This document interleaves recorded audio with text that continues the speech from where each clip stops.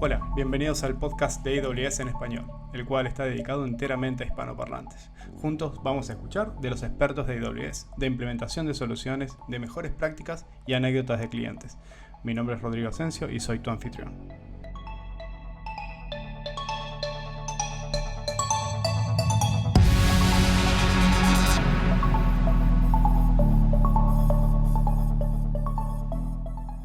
El desarrollo de aplicaciones está cada vez más al alcance de todos. Hoy hay un montón de recursos disponibles para desarrolladores y cientos de herramientas. Ahora, los retos empiezan a aparecer cuando quiero poner esas aplicaciones en producción. Por ejemplo, ¿cómo puedo enlazar el commit de código a un pipeline cuando quiero automatizar el deployment y el testeo? ¿Cómo hago si falla mi aplicación una vez que la pongo en producción? ¿O cómo hago, por ejemplo, un deployment que sea blue-green? Hoy nos visita Carlos Afonso, que es un Solutions Architect de Amazon Web Services, que nos va a contar un poco de qué servicios tiene AWS para ayudar a los developers a productivizar estas aplicaciones. Bienvenido al show, Carlos. ¿Me podrías contar un poquito cómo es tu día a día? ¿Qué tal, Rodrigo? ¿Cómo estás? Bueno, en primer lugar, gracias por invitarme a esta sesión y quiero aprovechar para saludar a los que nos estén escuchando. Sí, bueno, al final el rol del arquitecto de soluciones viene a ser un poco el contacto técnico dentro de AWS con nuestros clientes, ¿no? Entonces, un poco el objetivo de nuestro equipo es ayudar a los clientes a construir soluciones en nuestra nube pues que cumplan un poco las buenas prácticas, ¿no?, de la buena arquitectura. Por ejemplo, pues que sean tolerantes a fallos, que sean escalables, que sean altamente disponibles y también pues que a nivel de costes sean eficientes, ¿no? Entonces, bueno, pues trabajamos con una gran variedad de clientes, diferentes verticales, tipos de empresa, ya sean startups, enterprise, y les ayudamos pues a implementar sus productos y sus aplicaciones y sistemas siguiendo estas buenas prácticas. Y bueno, como mencionamos al inicio, ¿no? Quiero que Carlos me cuentes un poquito de qué es estos servicios de Amazon Web Services que hay para poder ayudar a los developers. Y para empezar un poquito a entrar en conversación, vamos a tratar de desmitificar estos conceptos que escuchamos en el día a día, ¿no? CI/CD, DevOps, ¿qué son? Es una buena pregunta, ¿no? Porque al final es un término que yo creo que está en boca de mucha gente a día de hoy. Entonces, bueno, son términos que se relacionan entre sí. Si quieres, empezamos por la parte de CI/CD. CI/CD vienen a ser las siglas de, en inglés, integración continua y despliegue o entrega continuos también, ¿no? Es decir, dependiendo un poco de cómo lo queramos enfocar, que lo veremos después. Entonces, cuando hablamos de CI/CD, estamos hablando de un proceso automático por el cual cuando un desarrollador trabajando en su equipo de ingeniería de software pues hace un cambio en su repositorio de código, pues este cambio de manera totalmente automática pues pasa por una serie de pruebas unitarias, pruebas de integración y luego dependiendo de cuánto se haya adoptado este proceso, pues se puede quedar ahí o se puede incluso poner el cambio en producción sin ningún tipo de intervención humana, ¿no? Eso sería un poco a grandes rasgos lo que definimos como CICD, ¿no? Es decir, integración continua y luego entrega o despliegue continuo. Luego aquí hay diferentes matices. Si el término de entrega continua se refiere a cuando llegamos de manera automática hasta el momento en el que podemos ir a producción, pero requerimos de algún tipo de aprobación manual, vamos a decir, antes de hacer ese cambio. Y cuando hablamos de despliegue continuo, estamos hablando ya de que todo este proceso es totalmente automático, ¿no? Entonces, un poco serían las diferencias entre esos términos. Pero a grandes rasgos, esta sería la definición más común de este proceso. Y con respecto a lo que es DevOps, En el caso de DevOps, estamos hablando más de una serie de buenas prácticas a nivel de organización, vamos a decir cambios organizativos, cambios de cómo actuamos, ¿no?, en el equipo, y que lo que hacen es que intentan unir de alguna manera el mundo del desarrollo con el mundo de operaciones, ¿no? Digamos que integran estos dos mundos con el objetivo de, bueno, pues ser más ágiles en el desarrollo y poner software en producción de manera más frecuente, más rápida y también intentando mantener pues, un estándar de calidad mucho más alto, ¿no? Entonces, CICD, el proceso de integración continua, despliegue continuo y entrega continua, viene a ser una especie de complemento o una parte de este cambio cultural y de organización que se conoce como DevOps, ¿no? En las buenas prácticas de DevOps encontraríamos, entre otras cosas, procesos de CICD. me gusta mucho siempre poner los pies en la tierra y ver la realidad de algunos clientes, porque no todos están con los últimos, con las últimas modas o los últimos trends del mercado. Muchas veces sucede que nuestros clientes generan un artefacto y literalmente lo envían por email, lo ponen en algún repositorio en particular y a mano la gente de operaciones va a agarrar esos artefactos y hacerle el deploy, ¿no? Y acá es donde también las responsabilidades se empiezan a mezclar. ¿Quién es responsable porque eso esté funcionando? ¿La gente de operaciones o los desarrolladores? Entonces, ¿no? A veces uno se encuentra con situaciones donde el desarrollador genera un software, un artefacto, y como si lo tirara hacia el vecino, y el vecino se tiene que hacer cargo de poder operar ese software. Y al final hace que no sea algo ideal, ¿no? Entonces, esta responsabilidad compartida, ¿no? Es lo que nos está trayendo esta parte de DevOps.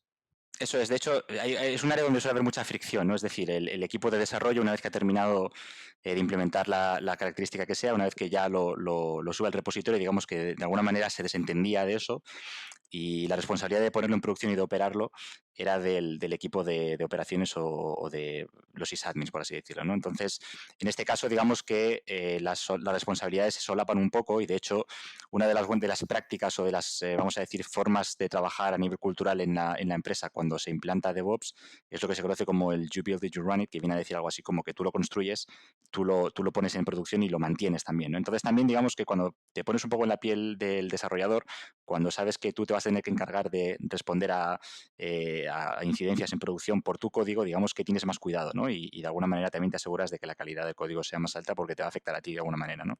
Entonces, bueno, pues evidentemente en este mundo de DevOps, digamos que se solapan y se intentan fusionar los dos entornos. Y Carlos, AWS, ¿qué ofrece en el contexto de CI/CD, de DevOps? Bueno, pues aquí en el mundo de AWS nos encontramos con una suite de servicios, ¿no? No es un solo servicio, sino que tenemos una gama de productos o de servicios que van a, cada uno de ellos, cubrir diferentes áreas pues de este proceso de integración continua, ¿no? Lo que sería todo el flujo de vida del desarrollo de software, desde que alguien pues trabaja en el código y lo guarda en el repositorio hasta que se pone en producción, incluso más allá, ¿no? También toda la fase de monitorización y de asegurarnos de que pues ese software está funcionando de manera adecuada, ¿no? Y un poco las herramientas y esos servicios de los que te quería hablar hoy, pues son, así enumerándolos un poco por encima. Tenemos por un lado Code Commit, que sería repositorio de Git gestionado. Tenemos Code Build, que es el servicio para hacer compilaciones y para ejecutar pruebas unitarias de alguna manera. Tenemos Code Deploy, que es un servicio específico que se va a encargar de ayudarnos a poner en producción o a desplegar esos artefactos que producimos en la compilación. Tenemos Code Pipeline, que es un servicio que nos permite generar pipelines en las que vamos a orquestar todo este proceso. Y luego tenemos algunos servicios como por ejemplo CodeStar, que es un servicio más bien permite trabajar con todas estas herramientas de manera sencilla, ¿no? Para montar pipelines completos de despliegue con la build y con las técnicas de despliegue, pues digamos todo de manera un poco más integrada. Y luego tenemos servicios más recientes como por ejemplo Code Artifact, que viene a ser un repositorio de artefactos, que luego si quieres hablamos de ello también en detalle, o cosas como por ejemplo Code Guru, que es verdad que este es un servicio un poquito más tangencial, no está tan incorporado en la suite de servicios de desarrollo, pertenece un poco más bien al área de inteligencia artificial y machine learning, pero lo que hace es que te va a dar reviews de código automatizadas en las que te va a detectar, por ejemplo, pues áreas de mejora del código, ¿no? Entonces, por eso también lo incluyo en esta conversación porque creo que me parece relevante, aunque no esté dentro de la suite propiamente dicha, ¿no? Pero por norma general, todos los servicios de los que voy a hablar hoy empiezan siempre con la palabra code, o sea que si os metéis en la consola de AWS y veis un servicio que empieza por code, pues probablemente esté relacionado con este flujo de vida de software. Bueno, y de todas estas herramientas que me mencionaste, ¿no? Para que nuestros oyentes no se pierdan, vamos a empezar a charlar de cada una de ellas un poquito en detalle, ¿sí? Y empecemos con Code Commit. Habías mencionado que Code Commit es análogo a lo que puede ser un repositorio Git, como puede ser Correcto, GitHub o GitLab. eso es. ¿Qué cosas diferentes tiene Code Commit? Bueno, en este caso estamos hablando de un servicio que ofrece repositorios de Git, es decir, si ya trabajáis con Git, pues podéis utilizar Code Commit y vais a poder funcionar sin ningún tipo de problema. Tanto Code Commit como el resto de servicios de code son servicios que llamamos gestionados, lo que significa que no hay necesidad por parte del cliente de que instale ningún tipo de software ni que mantenga instancias ni que tenga que parchear sistemas operativos, ni bases de datos, ni demás, ¿no? Entonces, un poco eso es algo que es genérico a toda la suite. En el caso de Code Commit, bueno, pues hablamos de repositorios que por debajo están, utilizan la persistencia de Amazon S3, por lo tanto estamos hablando de una durabilidad que es muy alta. S3, que es el servicio de almacenamiento de objetos de AWS, tiene una durabilidad de 11.9, por lo tanto la probabilidad de que los datos se pierdan es muy, muy, muy baja, ¿no? Además de eso, Code Commit tiene integraciones nativas con el resto de servicios de AWS, evidentemente tiene autenticación a través de IAM, soporta cifrado en reposo, incluso con claves definidas por el cliente a través de KMS, de Key Management Service. Y luego, bueno, pues soporta características que cabría esperar de un servicio así, ¿no? Estamos hablando, por ejemplo, pues de la capacidad de trabajar con diferentes ramas, de la capacidad de hacer pull requests, de hacer revisiones y de requerir aprobaciones por parte de ciertas personas del equipo y demás, ¿no? Entonces, bueno, yo creo que es una solución bastante completa en este aspecto, que al final pues va a permitir gestionar el código como pues, de manera muy, muy sencilla, ¿no? Evidentemente, como bien comentabas, pues servicios de terceros que están dentro de esta categoría también, por si los queréis ubicar más o menos dentro del ecosistema de estas herramientas, pues aquí hablaríamos de GitHub, hablaríamos de GitLab, hablaríamos de Bitbucket, está un poco en esta liga, ¿no? de servicios. Y una vez que ya tengo mi código en Code Commit, ¿no? Hago mi push de mi aplicación Java o Node o lo que fuere, hago mi push. ¿Cuál es el siguiente paso? Pues aquí es donde entraría CodeBuild, ¿vale? CodeBuild vendría a ser relativamente análogo, no es exactamente lo mismo, pero análogo a lo que ofrecería, por ejemplo, Travis, o lo que ofrecía, por ejemplo, parte de CircleCI, Jenkins, por ejemplo, también vendría a estar aquí, o Shippable. Son herramientas que también forman parte de este cajón, ¿no? Dentro del ecosistema. Entonces, CodeBuild lo que os va a permitir es ejecutar, vamos a decir, tanto tareas de compilación, si vuestro software se apoya en un lenguaje compilado, como también pues, la ejecución de pruebas unitarias, así como, por ejemplo, pues también comprobar que el código sigue una cierta guía de estilos y demás. Todo esto ocurre en este servicio, ¿no? Entonces, CodeBuild, cómo funciona es que os va a dar una serie de entornos basados en contenedores de Docker, es decir, el proceso de build ocurre en un contenedor Docker que se crea de nuevo para, digamos que desde cero para esta operación. Entonces siempre se trabaja con un entorno limpio y dentro de este contenedor pues tú puedes lanzar comandos arbitrarios, ¿no? Como comandos de shell, vamos a decir, o de bash. Entonces pues aquí, pues eso, ¿no? Si hablamos por ejemplo de una aplicación de Node.js, pues probablemente yo instalaría dependencias con npm, ejecutaría pruebas unitarias, pues luego seguramente vamos a decir, comprimiría todo y produciría un artefacto. Al final, el objetivo final de mi build en CodeBuild es producir un artefacto o varios artefactos, dependiendo de la aplicación, que deberían poderse desplegar en un entorno productivo o preproductivo, ¿no? Pero digamos que sería el objeto que yo voy a poner en producción en las siguientes fases, ¿no? Entonces, como te decía, CodeBuild en este caso, pues está basado en Docker. Nosotros te damos una serie de imágenes base que ya vienen con un montón de runtimes de pues, Java, .NET, Python, PHP, lo que necesites, pero tú también puedes proveer tu propia imagen de Docker si tienes unos requisitos muy específicos o si quieres que tu entorno de build pues tenga una serie de particularidades para adaptarlo a tu empresa, ¿no? Bueno, pues es un poco la facilidad que te da para adaptarte a este tipo de procesos. Con respecto a esas imágenes Docker, o sea, es muy sencillo crear una imagen, administrarla es lo difícil. ¿Tengo que estar administrando los containers? No, en absoluto, porque esto es lo que es el runtime, se encarga CodeBuild. Simplemente dime la imagen si es que quieres darme tú una, si no utiliza una imagen de las que te ofrecemos nosotros por defecto, y se encarga CodeBuild de lanzarlo y gestionarlo por ti. Algo que también es particularmente ventajoso de CodeBuild, aunque es ventajoso en general, ¿no? De todos estos servicios y que también CodeCommit, el servicio anterior, también se aprovecha de esto, es la filosofía del pago por uso, ¿no? Es decir, pagas solo por lo mucho o poco que utilices el servicio, por lo tanto entendemos que por el valor que te está dando, ¿no? Entonces, en el caso de CodeCommit, pues pagas también por el uso del servicio. En el caso de CodeBuild es particularmente interesante porque pagas por los minutos de build. Es decir, cuantas más builds ejecutes, cuanto más tiempo duren y más consumas, pues más vas a pagar. Y esto contrasta bastante con otros proveedores en los que tú pagas por el número de builds concurrentes que puedes tener en todo momento, ¿no? Entonces, si eres una empresa pequeña, pues igual con el plan más sencillo vas bien, pero si eres una empresa con ya un equipo de un tamaño, vamos a decir, decente, lo normal es que se te empiecen a encolar las builds y haya como un cuello de botella, ¿no? Entonces, hasta que una lo completa, no empieza la siguiente y demás. O pagas un plan más grande, ¿no? En el caso de CodeBuild, la concurrencia es a todo lo que dé, es decir, tú haces builds concurrentes y el servicio va tirando para adelante y tú solo vas a pagar por los minutos que haya tardado, que hayas consumido de builds. Entonces, bueno, yo creo que a nivel de costes es un servicio que es bastante efectivo, y luego también, dependiendo de tus necesidades, puedes escoger entornos más o menos potentes, ¿no? Si no te hace falta compilar algo muy grande, o si no te hace falta mucha potencia, pues cogerás un entorno pequeño, te sale más barato, y si te hace falta algo más potente, pues puedes poner más memoria y más CPU y pagas un poco más, ¿no? Es un poco la premisa. Y la gran diferencia, ¿no? que veo en cosas que yo he utilizado en mi vida anterior, por ejemplo, Jenkins, ¿no? Donde había que constantemente estar actualizando y al final teniendo que mantener esa máquina virtual funcionando y pacheándola, etcétera, etcétera. Entonces el modo serverless me parece una gran ventaja.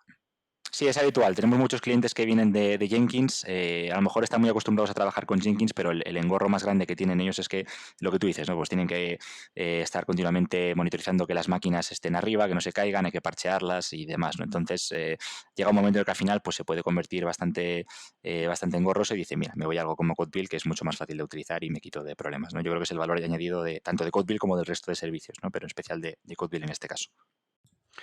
En un proyecto que he hecho internamente en Java, que era lo que yo hacía, he decidido usar CodeBuild, y la verdad que CodeBuild y lo que vas a explicar de Code Deploy después, y la verdad tuve la sensación de decir, realmente no necesito un Jenkins para esto.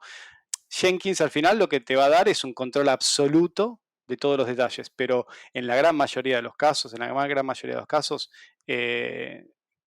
una herramienta como esta te va a permitir poder crear artefactos de manera rápida y a bajo coste. Ok, entonces ya tengo mi artefacto generado, ¿no? Tengo mi Word file, mi jar file o cualquier otro zip file que puedo tener. ¿Cuál es el siguiente paso? ¿Cómo puedo hacer el deployment de ese artefacto que acabo de generar en mi flota de servidores, en mi servidor simple? ¿Cómo iría eso? Eso es. Ahora mismo hemos llegado a un punto, es decir, hemos acabado de hablar de CodeBuild. En este momento yo tengo mis artefactos listos para desplegar, pueden ser uno o varios. Se supone que los he probado, es decir, que han pasado una serie de pruebas automáticas que dicen que la calidad es decente, ¿vale? Pero no hay ningún tipo de regresión. Entonces, hasta aquí, si implementamos integración continua, es hasta donde habríamos llegado, ¿vale? Es este punto. Ahora, si queremos ir un poquito más para allá y lo queremos desplegar de manera automática, se puede hacer pues de manera, vamos a decir, manual, no manual, pero con scripts hechos un poco más a mano, a lo mejor, ¿no? Con scripts de Shell, o integrándote a lo mejor con Ansible o con otra serie de tecnologías, ¿no? Pero también tenemos un servicio dentro de la suite de AWS que se llama Code Deploy, que lo que pretende es ayudarte a hacer estos despliegues dentro de AWS, pues de manera un poco más sencilla y llevadera, ¿no? Entonces, Code Deploy en este caso lo que hace es que te va a permitir coger ese artefacto y te lo va a desplegar en diferentes plataformas. Soporta desde instancias EC2 hasta funciones Lambda, pasando por contenedores, por ejemplo, como NCS, ¿no? Entonces, no solo te permite automatizar este proceso, sino que además te permite utilizar estrategias de despliegue, vamos a decir, un poco más sofisticadas, ¿no? Es decir, no solo es, pues tengo un servidor y cojo y reemplazo el código por la versión nueva y ya está, sino que me permite hacer también estrategias como, por ejemplo, despliegues blue-green, que por si algún oyente no conoce lo que es el despliegue blue-green, pues lo que viene a ser es que tengo dos entornos, un entorno blue y un entorno green. Uno de los dos es el que está recibiendo tráfico de producción. Entonces, lo que hace este método es que coge el otro, aplica la nueva versión, y una vez que la versión nueva está aplicada, mandamos el tráfico al entorno, al nuevo entorno, por así decirlo, y una vez que hemos validado que está respondiendo bien, pues decomisionamos el otro, ¿no? Es un poco la premisa. Creo que hay algunas empresas, como por ejemplo Netflix, creo que lo llama Red Black, pero la idea viene a ser un poco la misma, ¿no? Y luego hay otros mecanismos, como por ejemplo los despliegues Canary, que lo que hacen es que es similar a Blue Green, pero van pasando el tráfico a la versión nueva de manera un poco más gradual. Es decir, mandamos un 5% del tráfico a la versión nueva, aguantamos unos minutos con esa pequeña porción de tráfico, vigilamos que durante ese tiempo pues, no haya una regresión importante, y si todo va bien, pues pasamos el resto, ¿no? Entonces, el objetivo de este tipo de estrategias es, por un lado, conseguir un despliegue que no tenga tiempo de caída, que no tenga downtime, y por otro lado también es minimizar el radio de impacto, ¿no? Es decir, si algo sale mal, si yo la versión 2, por lo que sea, tiene algún tipo de problema, introduzco una regresión, en lugar de afectar a todos mis clientes, pues afecto solo a una pequeña porción, ¿no? Entonces luego, bueno, pues es un poco la forma de hacerlo siguiendo buenas prácticas, ¿no? Otra cosa también buena que tiene Code Deploy es que se integra también de manera nativa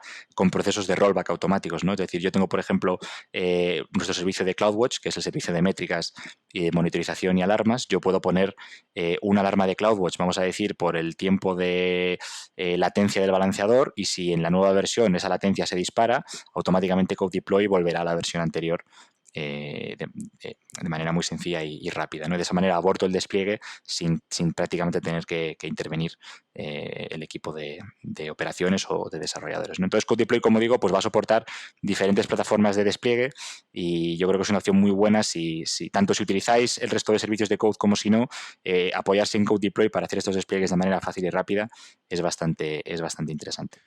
Y metiéndonos un poquito más en algo técnico, hablemos, por ejemplo, de cómo hago el deploy a una máquina virtual común y corriente, ¿no? Tengo mi aplicación hecha en PHP o en Java y quiero actualizar el código. ¿Cómo sería ese proceso? Bueno, realmente para hacerlo en EC2 hace falta tener un agente que está corriendo dentro de la máquina en este caso, ¿no? Entonces el agente lo que hace es que se comunica con el plano de control de Code Deploy. Code Deploy va dando las órdenes, ¿no? De, bueno, pues coge esta nueva versión, ponla en producción y demás. Code Deploy te permite especificar de manera declarativa con un fichero que se llama AppSpec. Tú especificas los pasos a seguir en ese proceso de despliegue, ¿no? Entonces, evidentemente, lo que puedes especificar y lo que puedes configurar va a depender de la plataforma target, ¿no? En este caso hablamos de EC2, pues configuras dónde está la ruta de los ficheros que vas a modificar, que vas a desplegar, qué ficheros hay que reemplazar, y en cualquier caso luego te permite conectarte a una serie de hooks en los que tú puedes acoplarte de manera opcional para hacer, por ejemplo, validación antes de mandar el tráfico o validación después de mandar el tráfico para comprobar que no hay nada raro, ¿no? Entonces, pues con este fichero AppSpec sería como se haría en este caso en EC2. Yo os recomiendo, si lo que nos estáis escuchando queréis meteros en la documentación de AWS, hay algunos ejemplos bastante específicos de cada una de estas plataformas, ¿no? De cómo desplegar en este caso en EC2, y que yo creo que son bastante ilustrativos. Bueno, y la otra cosa que mencionaste fue CodeStar. ¿Qué es CodeStar? CodeStar, voy a hacer un comentario breve porque es un servicio un poco particular. Realmente lo que hace es que te permite de manera sencilla montar estos pipelines y todas las piezas que he comentado hasta ahora, pues ponerlas todas en funcionamiento, ¿no? Y colocarlas listo para que tú puedas empezar a trabajar. Entonces, con CodeStar, pues te vas a crear un repo de code commit, si así quieres, o si no te puedes apoyar en uno de GitHub que ya exista, te va a crear un proyecto de code build, te va a crear una aplicación en code deploy y te va a orquestar todo esto con un pipeline de code pipeline. Entonces, digamos que además es bastante más sería como un wizard, por así decirlo, un asistente en el que tú especificas un poco, o viene ya una serie de plantillas preparadas, pues yo qué sé, si quieres trabajar con un proyecto de PHP y Laravel, pues con un clic te lo hace, ¿no? O con un proyecto con Spring y Java, o Django y Python, digamos que tiene ya como una serie de plantillas o de blueprints precreados, y de manera muy sencilla te puedes empezar a trabajar con un pipeline de integración continua de manera totalmente pues ya preparada para ti, ¿no?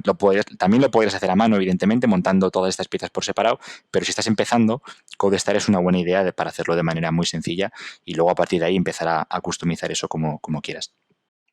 Definitivamente el valor, ¿no? que aporta eso al final es el poder arrancar rápido con mi proyecto, y después, si necesito alguna especialización en esos componentes, puedo empezar a romper ese proceso y empezar a customizarlo de alguna manera.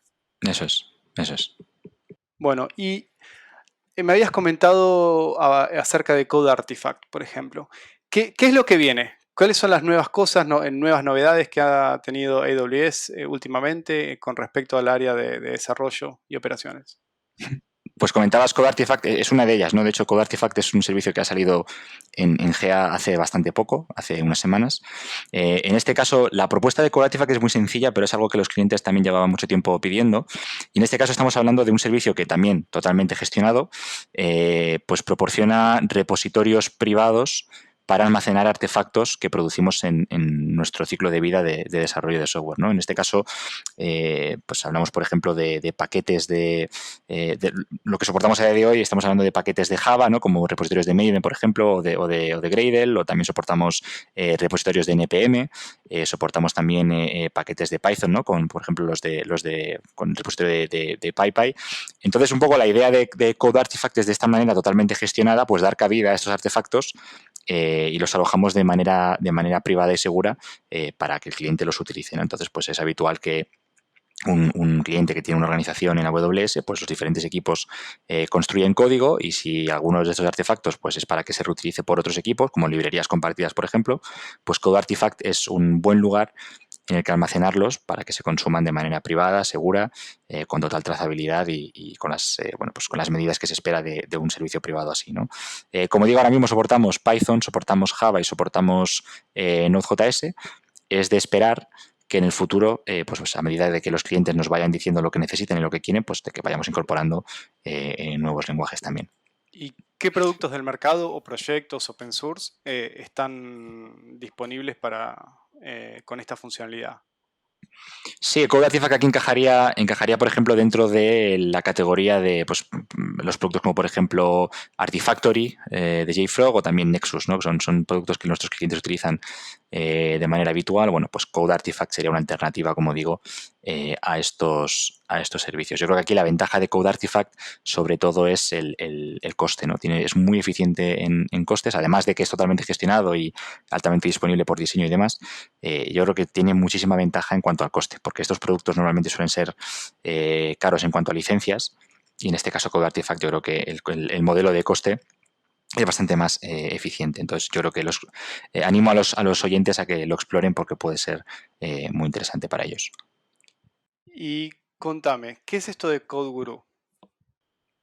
Sí, CodeGuru te lo mencionaba al principio. Lo pongo un poco aquí vamos a decir, de rebote, porque no es un servicio que directamente esté dentro de la suite de herramientas de desarrollo. Normalmente lo contamos más como dentro del catálogo de servicios de inteligencia artificial, porque se apoya en Machine Learning, pero es un servicio que está orientado vamos a decir, a hacer revisiones de código automáticas, si me permites la expresión, ¿no? Entonces, tiene como dos patas. Una de ellas es esta que te estoy diciendo. Entonces, esto cómo funciona es que se suscribe a repositorios de Git, como por ejemplo un repositorio de Code Commit.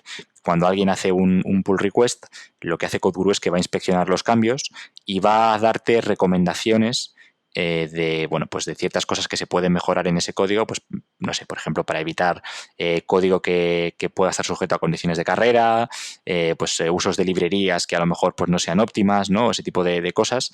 Lo que hace CodeGuru es que va a empezar a hacer comentarios dentro del pull request, pues para que el equipo de desarrollo los interprete, los analice y estime si los quiere aplicar.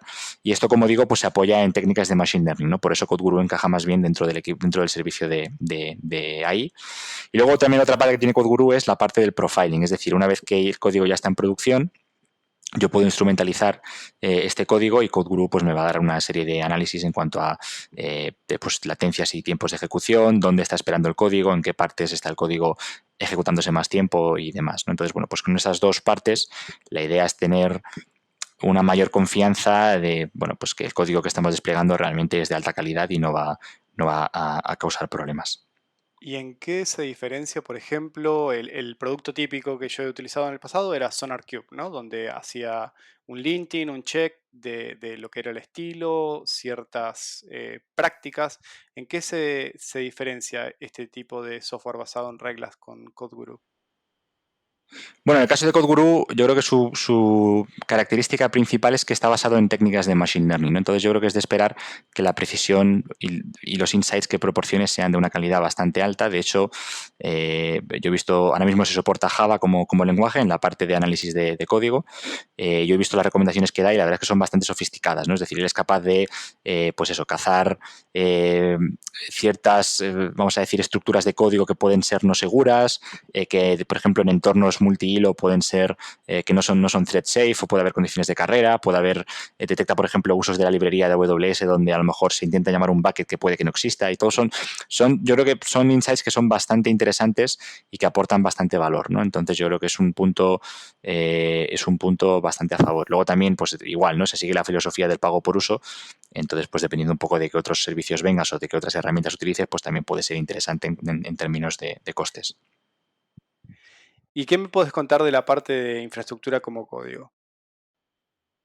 Sí, bueno, pues en este caso estamos hablando de una serie de prácticas por las cuales lo que vamos a hacer es que vamos a definir, como el nombre indica, toda nuestra infraestructura, es decir, todos los recursos, en este caso de AWS, que estén desplegándose en nuestras cuentas. Lo que vamos a hacer es que los vamos a definir de manera declarativa en un fichero de texto, ¿no? que puede ser, bueno, pues YAML, JSON, diferentes formatos dependiendo de la herramienta, ¿no? Aquí, para aquellos oyentes que a lo mejor estén acostumbrados a herramientas de terceros, pues un claro ejemplo de esto sería Terraform.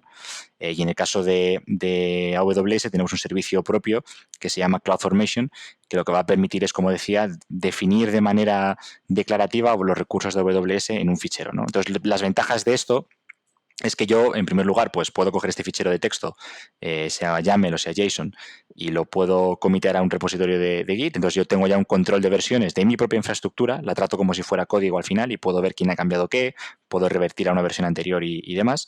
Y otra ventaja importante es que yo puedo coger una infraestructura y la puedo replicar. Entonces es bastante habitual, por ejemplo, pues ver clientes que definen la infraestructura de producción, la parametrizan esta plantilla, este fichero de configuración, y lanzan una copia muy parecida en un entorno previo, ¿no? La diferencia es que a lo mejor pues, las instancias tienen menor número de instancias o son más pequeñas, porque al final pues, un entorno previo no tiene por qué ser exactamente igual que producción, pero digamos que con un clic, por así decirlo, lanzan copias idénticas de estos entornos de manera muy fácil, ¿no? Si piensa que si no tuvieras esto, por ejemplo, pues tendrías que recrear el entorno de staging o el entorno de desarrollo, pues lo tendrías que hacer clic a clic otra vez y asegurarte de que cambias todo. Y lo pones como producción, ¿no? Y con esto, sin embargo, es mucho más sencillo. Entonces, eso sería lo que, en este caso, lo que ofrece CloudFormation, ¿no? Y de nuevo es un servicio totalmente gestionado, es un servicio que, bueno, pues además te permite visualizar los cambios antes de lanzarlos, se integra con CodePipeline. CodePipeline te permite, una de las acciones que puedes hacer es lanzar plantillas de CloudFormation o actualizar stacks de CloudFormation con los cambios que se hayan podido producir en el flujo de CI/CD, ¿no? Entonces, es una integración también bastante interesante. Y bueno, pues es un servicio que vemos que los clientes pues, utilizan también mucho, ¿no? Estoy omitiendo de manera totalmente intencional el término de infraestructura como código, y esto es una opinión que es mía personal, ¿eh? Aquí hablo ahora en el nombre de Carlos. CloudFormation para mí no es infraestructura como código de verdad, porque realmente trabajas con YAML y trabajas con un JSON, ¿no? Entonces, yo cuando hablo de infraestructura como código me refiero a cosas como, por ejemplo, CDK, Cloud Development Kit, que aquí sí que estamos trabajando con código de un lenguaje de programación de alto nivel, ¿no? Como podría ser, por ejemplo, Python, como puede ser TypeScript, como puede ser Java. Entonces, bueno, pues aquí sí que podemos coger y podemos utilizar código de verdad y definimos pues, nuestras construcciones, nuestros componentes, como por ejemplo pues, crear una VPC con un balanceador que sirve tráfico a 3AZ, por ejemplo, y esto lo puedo definir, pues como digo, en TypeScript, en Java, y además pues lo puedo reusar en forma de clases, de módulos, para que otros equipos pues se basen en estas construcciones básicas para luego ellos definir su propia infraestructura, ¿no? Entonces, CDK también es un producto, es un framework, en este caso de código abierto, hecho en AWS, es nuestro, está en GitHub, lo podéis ver pues un poco de los cambios que vamos haciendo día a día. Y lo bueno que tiene es que CDK por debajo va a sintetizar o va a producir plantillas de CloudFormation, ¿no? Entonces, los dos servicios van un poco de la mano. CDK es una abstracción sobre CloudFormation que se apoya en lenguajes de alto nivel para producir estos ficheros, ¿no? Por así decirlo. Entonces lo que CloudFormation quizás es más apto para la gente que viene de ser sysadmin o de operaciones, y por ahí CDK es un poquito más amigable con la gente que viene de desarrollo. Sí, porque piensa que al final, al trabajar con código y código de un lenguaje, como te decía, pues de los que te he mencionado, se adapta muy bien, por ejemplo, con los entornos de desarrollo, ¿no? Como por ejemplo Visual Studio Code o Sublime. Tienes las integraciones y las ayudas, vamos a decir, que esperarías de un entorno así, y es mucho más fácil trabajar, ¿no? Entonces yo creo que ahí pues es un punto bastante a favor de CDK en este caso. Pero como digo, produce CloudFormation por debajo, ¿no? Entonces los dos van de la mano. ¿Y qué me puedes contar? ¿Qué me puedes contar de SAM? Sí, es justo lo que te quería comentar. En este caso, SAM significa Serverless Application Model. En este caso, estamos hablando de una extensión de CloudFormation que está específicamente diseñada y orientada para trabajar con recursos serverless, ¿no? Entonces, tú realmente cuando trabajas con CloudFormation, sin ningún tipo de extensión, tú ya puedes definir funciones Lambda, puedes definir APIs con API Gateway, puedes definir tablas de DynamoDB y demás. Lo que pasa que es verdad que, dependiendo de la complejidad a la que quieras llegar, tu plantilla de CloudFormation se va a volver bastante verbosa. ¿Vale? Entonces, un poco lo que pretende hacer SAM es aportar una serie de extensiones sobre CloudFormation y tú puedes definir pues, con una sintaxis bastante más sencilla esos mismos recursos serverless, como pues eso, ¿no? Funciones Lambda, tablas de Dynamo, APIs con API Gateway, y te queda todo pues, bastante más sencillo, ¿no? Entonces, SAM, por un lado, es esta extensión de CloudFormation y luego, además, también SAM lo que hace es que también te ofrece una herramienta de línea de comandos, lo que se llama el SAM CLI, que te permite trabajar con aplicaciones serverless en local de manera muy sencilla para poder depurarlas en tu entorno local sin tener que desplegarlas continuamente a la nube. Y luego además también te permite desplegarlas, ¿no? Con un comando muy sencillo, con SAM Deploy, coges tu aplicación serverless y la despliegas en AWS. Entonces también es un complemento y una extensión importante a CloudFormation, sobre todo cuando trabajamos con aplicaciones de tipo serverless. Un día te voy a invitar, evidentemente, para que veamos en detalle la parte de serverless, ¿no? Pero me parece súper importante el hecho de que haya soporte para ejecución local, ¿no? Y no todo sea directamente en el cloud, en la parte, especialmente la parte de desarrollo, que se trabaja mucho de manera local. Bueno, Carlos, nos has contado un montón de cosas sobre todo el ciclo de vida desde que pongo mi código en repositorio hasta que puedo poner ese código ya funcionando en aplicaciones. Muchísimas gracias, espero que vengas la próxima vez, que nos cuentes, por ejemplo, cosas de serverless o containers, que yo sé que estás especializado en esa área. Así que mil gracias y hasta la próxima. A ti, Rodrigo, gracias por invitarme. Sabes que ya a mí me gusta mucho hablar, así que nada, cuando quieras que vuelva por aquí me lo dices y encantado de hablar contigo. Y así se va otro episodio, el número 3 del AWS Podcast en español. Hoy Carlos Afonso nos contó lo que son las prácticas de DevOps, nos mencionó servicios como Code Commit, Code Build, Code Deploy, Code Pipeline y CodeStar. También hablamos de la utilización de lo que es Machine Learning para revisión de código con CodeGuru. Y hacia el final hablamos un poco de lo que es infraestructura como código utilizando CloudFormation o CDK. Todos estos recursos van a estar disponibles en las notas del show. Muchas gracias por escucharnos y hasta la próxima.